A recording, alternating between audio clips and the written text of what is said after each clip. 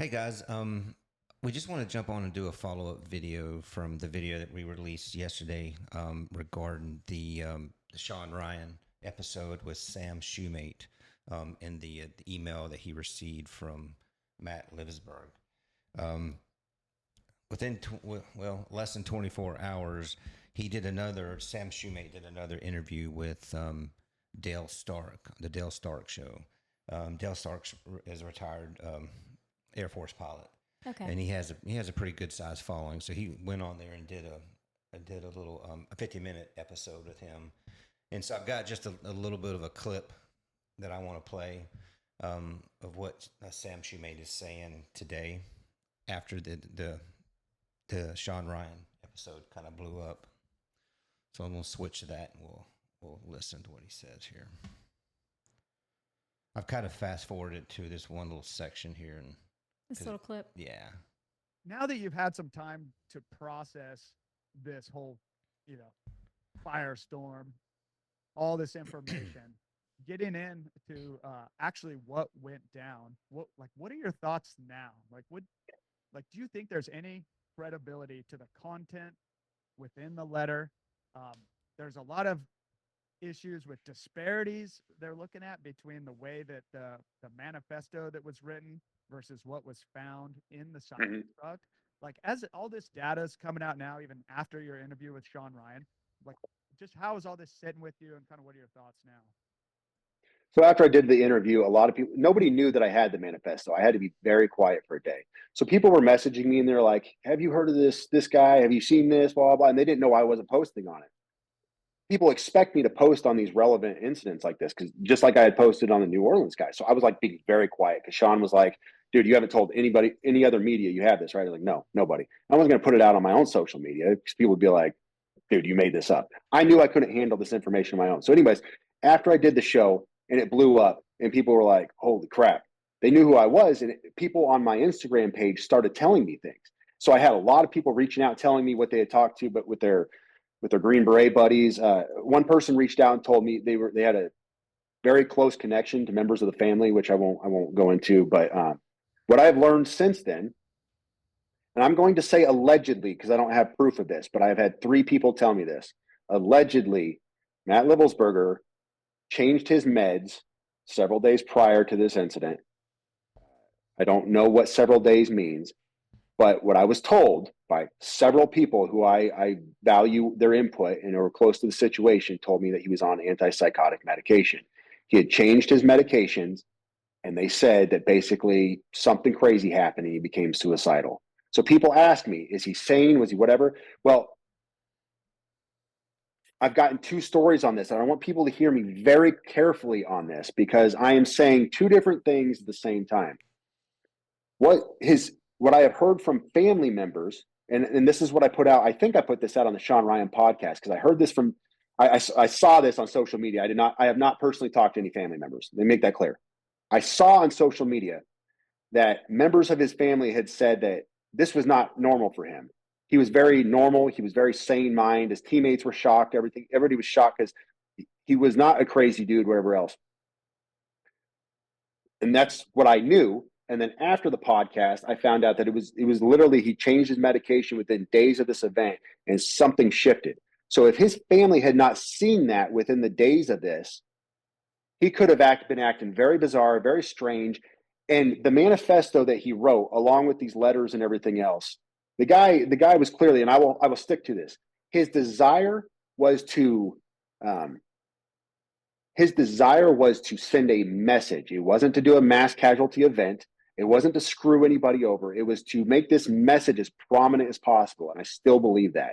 He was not trying to blow up that tower, in my opinion. He was not trying to blow up the tower. He was not trying to kill a bunch of people. The dude, and I say this respectfully to his teammates. I say this respectfully to his family. The dude had a screw loose, okay? I'm not going to get into the labeling of him. I don't know what his situation was, but I believe that he had a psychotic break.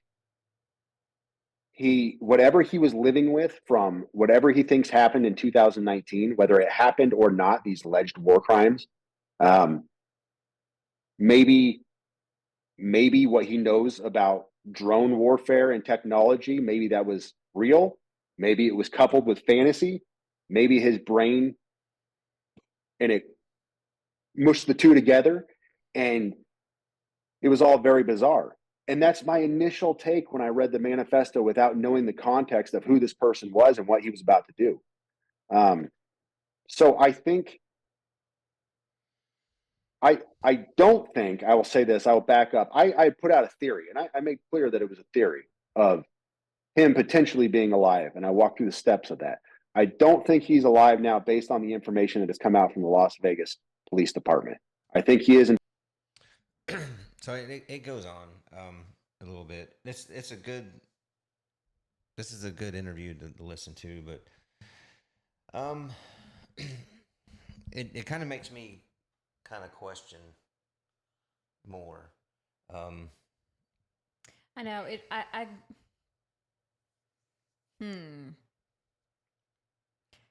And I guess I would need to look at and see what he's talking about as far as the police report and everything to see what he means. But him saying now that he's like, okay, without a shadow of a doubt, I don't think that he's not alive. Well, and or that he believes that was him in the car. Right.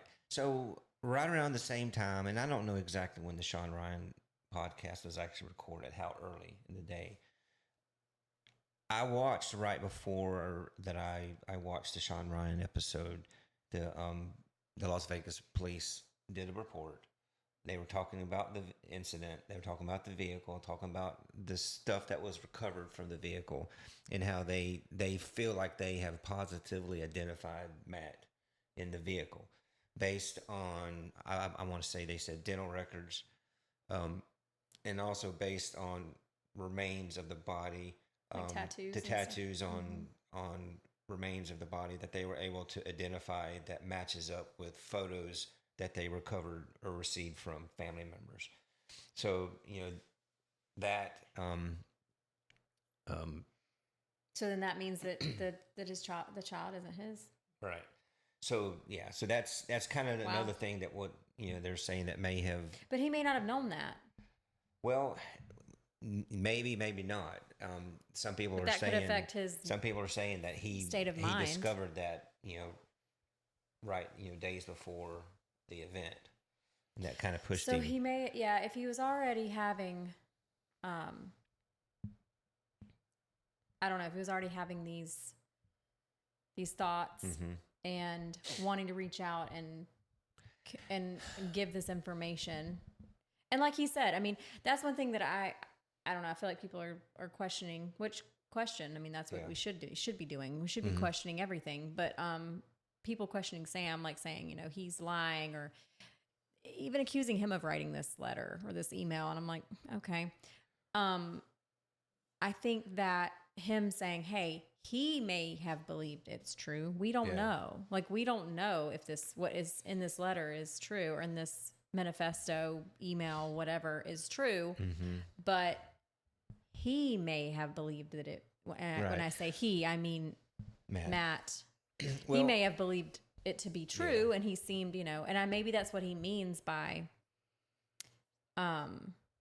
whatever, like he said, maybe he just got overwhelmed. It was too much. And, maybe he, and with if the med thing is true, right. Him, that can mess with you. And that can mess you with you. Only one that's going to know that is his doctor. His doctor, and more than likely, since he's enlisted, he has a military doctor. They won't release that for HIPAA laws, I'm sure. No, I mean, and if they ever did, I mean, that would, I don't know. That's tricky. I don't know. Yeah, it is. It's tricky, and I have trouble with them calling his email a manifesto.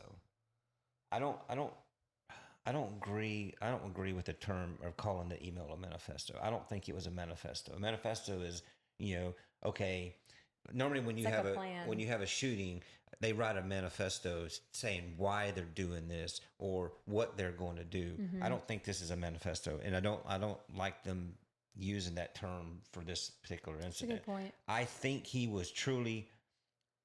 relaying a message. I think he was truly trying to get a message out, whether or not the message was true or he was thinking it was true. I think he was trying to get a message out. Because he emailed Sean and then Sam, and then Sean even found emails where messages where he was trying to get a hold of him as well, and then Sean just have certain emails, he just didn't find it. So I think he was really trying to get a hold of someone. The email does not sound like an email from someone who is planning to commit suicide, though. It just doesn't sound like a suicide letter. Well, and the thing is, though, is that when was that email sent? It said the 31st, right? Yep, the day before. But it was that morning. Mm-hmm. It was like 10 something in the morning. Yep. And then he drove all the way from Colorado to Vegas. I don't know how long that is, but it's a few hours, I would imagine. Yeah. So what happened between him sending that email and him arriving in Las Vegas? That's where things may have changed or shifted. Yeah, something. Because were there messages? I know that they were sending messages through Signal. They messaged each other, and he was trying to get a meeting in Nevada. No, not Nevada, Arizona. Sorry, Arizona. He was trying to, and I don't know if Sean is in Arizona. That's where his podcast is out of. He said, we can do it in Arizona. And he talked about going to Mexico. Now, going to Mexico, he's just going down there for a trip to have fun or do whatever. But going from Colorado Springs to Vegas, that's not on the way to Arizona. No, you're not going to go through Arizona to get to. No, you're not going to go through Vegas to get to Arizona. Right. Yeah. Or you're not going to go to Arizona just to turn around and go back up to Vegas if you're planning on going to Mexico. Because in the message, he said he was going to Mexico. When he reaches his decision point, or when he gets to Mexico, or when he, because he had planned on going to Mexico. So I don't know. It doesn't make sense. And I guess a lot, there's a lot could happen. But like he was saying, though, maybe he was not he wasn't okay. Yeah. So what it might not make sense. There might be a reason. Well, and it may be why he thought he was being followed. Why would he think he's being followed? Okay, that could just be a symptom. Yeah. The paranoia. That paranoid. Could be a symptom of the wrong medication, not taking it properly. Yep. Whatever he was diagnosed with. But if he was having trouble sleeping and he wasn't sleeping, that can cause you to be, you're not getting enough sleep. That can make you, right. Sometimes see things, hear things that aren't really there. Right. It can cause things to happen, But and then that can cause paranoia. I don't think, it's got to be some truth to that, because we don't know what he had done up until that point when he started sending these emails. But what's really strange, why was he thinking that he was being followed? It's not like from what we have seen, it's not like he's been sending a lot of emails, messages out, ahead of time before he went on non-deployment, where he came off of duty on his leave. Well, and we don't know who else he's been in contact with. And I find that really strange too. Like, no one else has come forward. Like, no one knows this guy, unless they just are afraid. I don't know. Yeah. But it's just kind of strange. Like, you would think that they would get some kind of protection from the police if they're helping with the investigation. Yeah. Unless they're trying to protect him. But you would think if this is him and this happened and he's no longer with us, that would be out the window at this point. Like, why wouldn't you want to help? At least, I don't know, if you care about him, clear his name, that he wasn't, a bad guy. I don't know. I mean, I don't know. But I also think, like, okay, what's the real message here? And is a lot, like, what's the actual message that needs to be received here? Like, are we kind of getting lost in the details? Are we fixating on something that isn't the most important part of this puzzle? You know what I mean? Like, you just kind of wonder, okay, is this kind of pulling your focus off of the main thing you really should be focusing on? Maybe this is kind of a distraction. Yeah, it's just like all these people that are trying to disprove this email by little details about the car, about the the spell correct. I don't doubt that the email is not real. I think it was real. Sean Ryan even got emails, so I think it was a real email. Now, his state of mind, we don't know that. The information that he shared, is it 100% true? We don't know. Don't know about the supposed war crimes. There is some articles that kind of correlate with that a little bit. And If this wasn't him that wrote it, it would have to be someone who knew him. yeah, I think. yeah, Like closely. mm-hmm. To know that information, at least to know him from his military side. Yeah. Maybe not personally, maybe not a personal, but because there wasn't much personal information given. No, not really. And if the thing about the car was not right, or that's what they're claiming, that the car was it was a 1998 Mustang and not a 2006 Mustang, and I'm like, well, maybe he bought it in 2006. I mean, I don't know. I mean, there's still a lot of speculation there, and well, and we don't know if that's even that important. Yeah. Well, Sean Ryan's been quiet. He said he was taking some time, that his producer was going to be posting stuff. Well, he did post today that he's hosting a live on X tonight at 8 p.m. In X Spaces. X Space. So he's trying to get that together. It's going to have like 4 or 5 guests or more speaking. And I think he's speaking on terrorism, because he's interviewed some very interesting people this past year that's been warning of terrorist events. So I think this is going to be a good one. Well, and watch. like what Sarah Adams, like she's been on and talking about how many have come through the border, or how many that are here in the U.S. I don't know. There's so much of that. It's like you kind of have to. I don't know. Yep. Well, I know we're going to watch it, and we're going to watch it. Listen. We may do a video afterwards, comment on it or whatever. But I just wanted to. This just released this morning by Dale Stark. I've seen a few people already kind of doing a video on it, giving their take. But it's kind of interesting. Well, I guess as the days go by, we'll probably learn more and more, and maybe we'll actually come down to the. Maybe some more people will come forward. Maybe people that knew him. That would be nice. But I don't know. Yeah, maybe so. Well, all right. This is going to end this one. Just want to say thanks for watching. If you haven't subscribed, please like, subscribe, and share our video with your friends. And anything you want to say? No, thank you for watching. All right. Thank y'all, and until next time, we'll see y'all. Bye-bye.